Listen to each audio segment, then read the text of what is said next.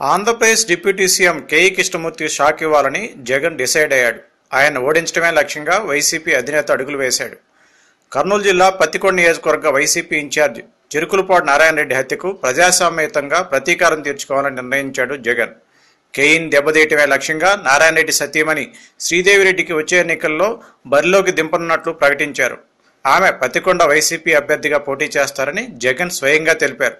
దీంతో ఈ నియోజకవర్గంలో మరోసారి ఓరాహోరీ పోరు ఖాయమైంది. తన భర్త హత్యకు కారణమైన కేఈ కుటుంబాన్ని ఓడించి తీరుతానని నారాయణ రెడ్డి హత్య తర్వాత శ్రీదేవిరెడ్డి శబ్దం పూనారు. పత్తికొండలో నారాయణ రెడ్డి కుటుంబానికి మంచి పట్టుంది. గత ఎన్నికల్లో కాంగ్రెస్ తరఫున పోటీ చేసిన నారాయణ రెడ్డి స్వల్ప తేడాతో కేఈ చేతిలో ఓడిపోయారు. 2019లో పత్తికొండ నుంచి కేఈ కృష్ణమూర్తి కుమారుడు శ్యాంబాబు టీడీపీ అభ్యర్థిగా బరిలోకి దిగుతారనేటువంటి ప్రచారం జరుగుతుంది. శ్యాంబాబు నారాయణ రెడ్డి హత్య కేసులో నిందితుడిగా ఉండటం విశేషం. మొత్తానికి కేఈ ఫ్యామిలీకి జగన్ షాక్ ఇవ్వటం ఖాయమన్నట్లే ఉంది.